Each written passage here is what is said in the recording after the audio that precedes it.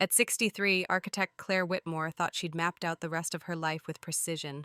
Sell the family estate in Provence, return to Boston, retire quietly. Then she met Isabelle Moreau, the 67-year-old estate agent with silver hair, knowing eyes, and a widow's grief that mirrored her own. What began as a business transaction became something neither woman expected, a second chance at desire they thought they'd buried with their late husbands. But when Claire discovers Isabel's secret connection to her past, she must choose between the safety of what she's always known and the terrifying possibility of becoming who she was always meant to be.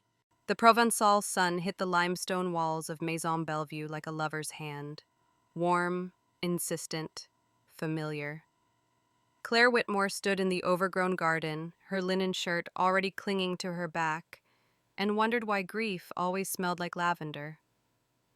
"Madame Whitmore?" The voice came from behind her, French accented, lower than expected. "I am Isabelle Moreau."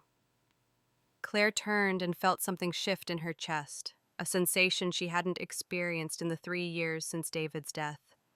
The woman approaching was tall, perhaps 65 or 70, with silver hair cut sharp at her jawline and eyes the color of storm clouds over the Mediterranean. She wore simple clothes, white shirt, dark trousers, but moved with the confidence of someone who knew exactly who she was. "Ms. Moreau." Claire extended her hand, professional, controlled. "Thank you for meeting me on such short notice." Isabel's grip was firm, her palm slightly calloused. "Please call me Isabelle, and it is no trouble. This house—" She looked up at the 3-story villa with something like tenderness. Maison Bellevue deserves proper attention. They walked through rooms Claire hadn't seen since her honeymoon 40 years ago, when David had brought her here to meet his French cousins. Isabelle moved through the spaces with practiced ease, noting structural issues, pointing out period details, her voice steady and knowledgeable. But Claire found herself watching the way afternoon light caught in the silver of Isabelle's hair, the elegant lines of her neck, the capable movements of her hands. "You're staring," Isabelle said without turning around. Claire felt heat rise to her face, not embarrassment exactly, but something more complex. "I apologize, I was just thinking. You remind me of someone." "Your husband?" Isabel's tone was neutral, but her shoulders tensed slightly. "No." The word came out more forcefully than Claire intended. "Someone I knew a long time ago, before." Isabelle turned then, and their eyes met with an intensity that made Claire's breath catch. For a moment neither spoke. The house settled around them with small creaks and sighs, as if it too were waiting. "Before what?" Isabelle asked softly. "Before I chose safety over truth," Claire thought. "Before I married a good man I didn't love the right way. Before I spent 40 years building a life that fit me like borrowed clothes. Before everything became so decided," she said instead. Isabelle nodded slowly, as if she understood all the words Claire hadn't said. "I was married 35 years, she offered. "Pierre died 2 years ago. Heart attack, very sudden." She paused, studying Claire's face. "People say I should be grateful we had so much time together. They don't understand that you can share a life with someone and still feel profoundly alone." The admission hung between them like a bridge neither had planned to build. "The bathroom fixtures need replacing," Isabelle continued, her voice deliberately professional again. "And the roof will require inspection, but the bones of this house are strong. Good bones can support many different lives." Claire smiled despite herself. "Are we still talking about the house?" "Are we?" Isabel's expression remained neutral, but something flickered in those storm cloud eyes, curiosity, recognition, possibility. As they descended the stairs together, their hands brushed accidentally against the worn wooden banister. Neither pulled away immediately. That small, electric contact felt more intimate than anything Claire had experienced in years. Outside, as Isabelle prepared to leave, she handed Claire her card. Their fingers touched again, deliberately this time.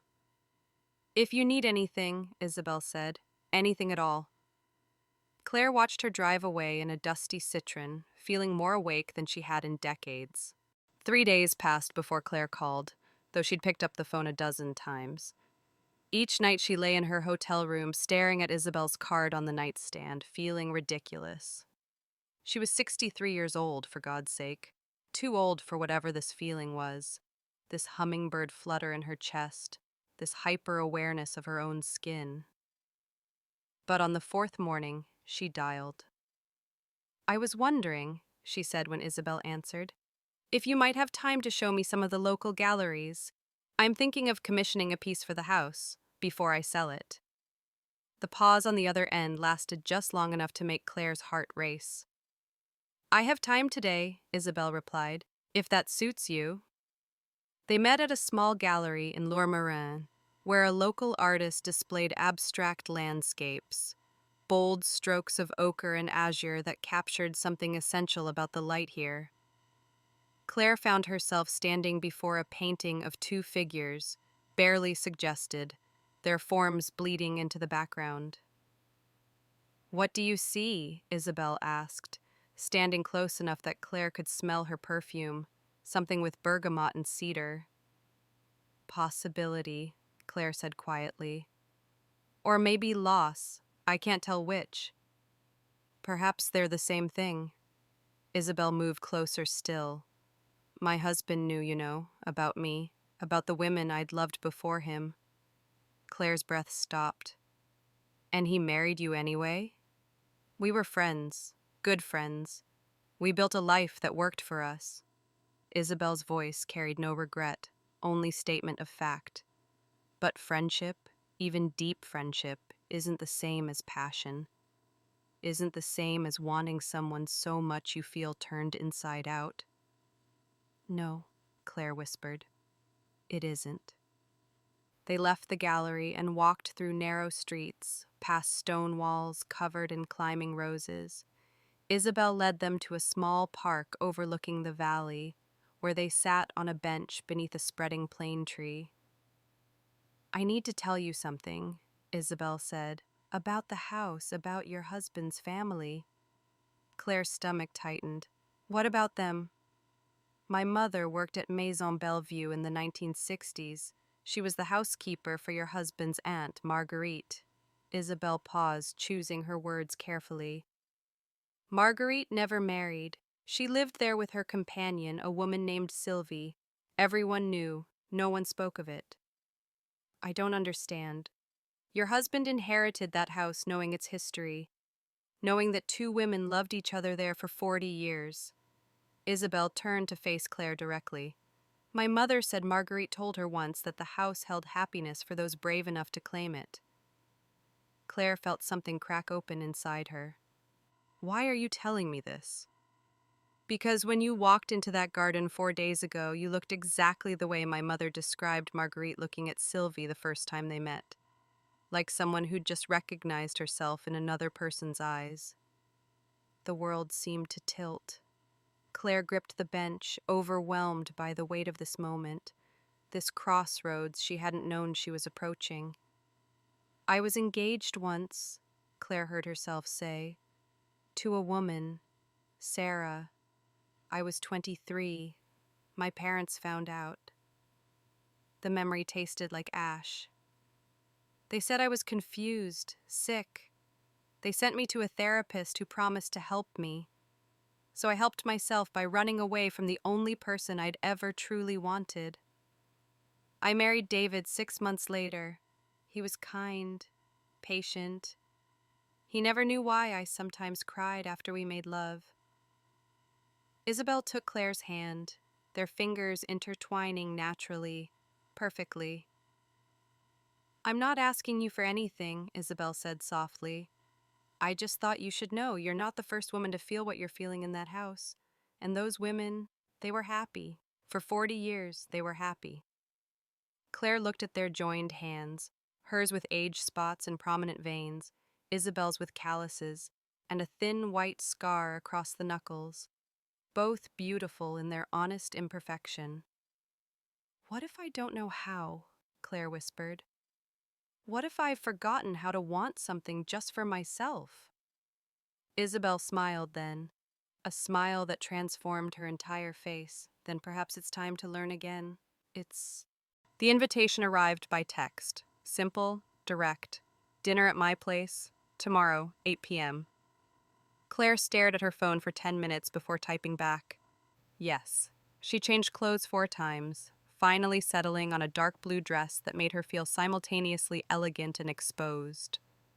At precisely 8 p.m., she knocked on the door of Isabelle's apartment in Aix-en-Provence, her heart beating so hard she was certain the neighbors could hear it.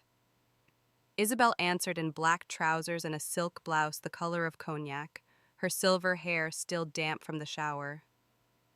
"You're punctual," she said, smiling. "I like that in a woman." The apartment was small but beautifully appointed, cream-colored walls, modern furniture mixed with antiques, bookshelves overflowing with volumes in French and English. Candles flickered on a table set for two. Jazz played softly from hidden speakers. Over wine and coq au vin that Isabelle had prepared herself, they talked about everything except the tension humming between them. Claire learned that Isabelle had studied architecture in Paris before returning to Provence to care for her aging mother, that she had a daughter in Lyon who called every Sunday, that she played cello badly but with enthusiasm, that she'd read Virginia Woolf at 19 and realized she wasn't broken, just different. "Did you love him?" Claire asked suddenly. "Your husband?" Isabelle considered this carefully. "I loved who we were together, the life we built, the family we created, but was I in love with him?" She paused. "No, and he knew that. We both knew that. But we chose each other anyway, and we were happy in our way." "Don't you ever feel angry about the time lost?" "Lost?" Isabelle refilled their wine glasses. "I raised a beautiful daughter. I built a career. I cared for a good man through his final illness. That wasn't lost time, Claire. It was just not the whole truth of who I am." After dinner, they moved to the small balcony overlooking the street. The night was warm, full of distant voices and the smell of night-blooming jasmine. They stood close together, not quite touching. "I looked you up," Isabelle admitted. "After our first meeting. You're quite accomplished. 3 architecture awards, projects in 5 countries. Your firm designed that sustainable housing complex in Seattle." "That was mostly my partner's vision," Claire deflected. "Don't do that." Isabelle's voice was gentle but firm. "Don't diminish yourself. It's something women our age do too easily. We've had a lifetime of practice." Claire felt seen in a way that made her chest tight. "I don't know how to do this," she whispered. "Do what?" "Be wanted, want back. Not at 63. Not after so long pretending." Isabelle turned to face her fully. "May I tell you what I see when I look at you?" Claire nodded, not trusting her voice. "I see a woman who survived 4 decades of quiet compromise and still has the courage to feel desire. I see elegance and strength and intelligence. I see someone who's still afraid of her own power." Isabelle lifted her hand, hesitated, then gently touched Claire's face. "I see someone worth knowing." The touch was like lightning. Claire closed her eyes, overwhelmed by the simple intimacy of it. This woman's palm against her cheek, thumb brushing her jaw. When had anyone last touched her with such deliberate tenderness? "Isabelle, you can leave," Isabelle interrupted softly. "Right now. We can pretend this was just a business dinner between colleagues. I won't be offended." Claire opened her eyes. "Is that what you want?" "What I want," Isabelle said, her voice rough with emotion, "is to kiss you. But only if you want that too." Only if you're ready. The moment stretched between them, full of 40 years of Claire's buried desires, of regret and longing, and the terrifying possibility of finally being honest. I'm not sure I remember how, Claire said. Then we'll learn together. When their lips met, it was nothing like Claire remembered from her youth. No desperate fumbling, no fear of discovery. This was slow, deliberate, two women who knew exactly what they were choosing. Isabelle tasted like wine and possibility. Her hands were steady against Claire's back, holding her close but not trapping her. When they finally pulled apart, both were trembling. Stay, Isabelle whispered against Claire's temple. Just stay. Claire woke to unfamiliar ceiling, unfamiliar light, and the weight of Isabelle's arm across her waist. For a moment, panic flickered. Where was she? What had she done? But then memory flooded back, warm and real. They had made love slowly, carefully, two women relearning their bodies' capacity for pleasure.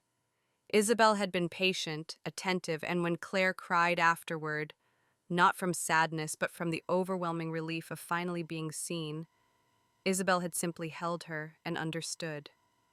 Now, in the pearl gray light of dawn, Claire studied Isabelle's sleeping face. Without the animation of consciousness, she looked vulnerable, older, beautiful in a way that had nothing to do with youth. There were lines around her eyes, silver in her eyebrows, a softness to her jaw that spoke of time passing and being fully lived. I can feel you staring, Isabelle murmured without opening her eyes.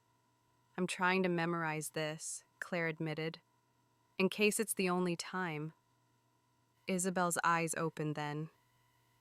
Is that what you want? For this to be the only time? No. The answer was immediate, certain. But I don't know how to make this real. I live in Boston, my whole life is there, my firm, my daughter, my grandchildren, and you're here rooted to this place. So we have geography against us. Isabelle sat up, pulling the sheet with her. Among other things. Among other things, Claire echoed. My daughter. She loved her father. If I tell her this, tell her about me, it will feel like I'm retroactively betraying him, betraying their entire childhood. Will it? Or is that your fear talking? Claire looked away.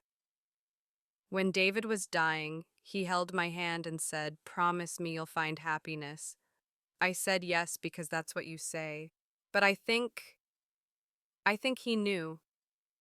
Some part of him always knew that I was only half present in our marriage. And do you think he'd begrudge you this happiness now? I don't know. But I know my daughter might. I know my grandchildren might have questions I don't know how to answer. And I know that everyone I've known for 40 years sees me as David's widow, as this respectable architect who never caused a scandal in her life. Isabelle got out of bed, pulled on a robe, and went to the window. Morning light illuminated her profile, strong nose, determined chin, the elegant line of her neck. I can't tell you what to do, she said finally. I won't be your experiment or your secret. I've lived too long to accept crumbs of affection. She turned back to face Claire. But I will tell you this, I haven't felt this alive in years. You walk into a room and my entire body wakes up. That's rare, at any age, but especially at ours. Claire felt tears threaten. I'm terrified. Good, that means this matters. Isabelle came back to the bed, sat on the edge. Here's what I propose. Don't decide anything today. Spend time at Maison Bellevue. Walk through those rooms where Marguerite and Sylvie loved each other for 40 years. Feel what it's like to be in a place that held that truth. Then decide, do you sell it and go back to your careful life? Or do you claim it the way they did? Claim it how? Isabelle smiled. However you want. Live there part of the year, rent it to other women who need a place to become themselves, turn it into something that honors what it was and what you're becoming. She took Claire's hand. I'm not asking you to move here tomorrow. I'm not even asking you to call this a relationship yet. I'm just asking you not to run away from yourself again. Later that morning, After coffee and croissants and a long goodbye kiss that made Claire's knees weak, she drove back to Maison Bellevue. She walked through every room slowly, this time seeing it differently. In what had been the library, she found old photographs in a drawer, two women sitting close together on the terrace, their joy evident even across decades. Marguerite and Sylvie. They'd lived here through wars and social condemnation and the thousand small violences of being different. And they'd been happy. Claire pulled out her phone and called her daughter in Boston. Mom, is everything okay? Jenna, I need to tell you something. About me, about your father, about who I think I've always been but was too afraid to admit. There was a pause. Then, does this have to do with why you've seemed so much lighter these past few days? Dad used to say you seemed like you were always holding your breath. Is this about finally exhaling? Claire's eyes filled with tears. He said that? He loved you, Mom, completely. And he wanted you to be happy, really happy. So whatever you need to tell me, I'm ready to listen. As Claire began to speak, haltingly at first, then with increasing confidence, she looked out at the Provençal landscape, at the lavender fields and limestone cliffs and the endless sky. The geography of wanting, she thought, wasn't about distance at all. It was about the space between who you'd been and who you might still be. Two lives, two women, one unexpected second chance. What happens next for Claire and Isabelle? Some love stories don't have neat endings, they have beautiful, complicated beginnings. This is just the start of their journey toward claiming happiness on their own terms. Your thoughts? Have you ever had a what-if moment later in life? What would you do in Claire's position? Play it safe or take the risk? Follow for Chapter 5, where Claire's daughter arrives in Provence, secrets from both women's past surface, and the question becomes, can you build something new without destroying what came before? Drop a purple heart if you believe in second chances at any age. Comment rainbow if you want to see where Claire and Isabelle's story goes next. Because some love stories are worth the wait, even if it takes 60 years to find them.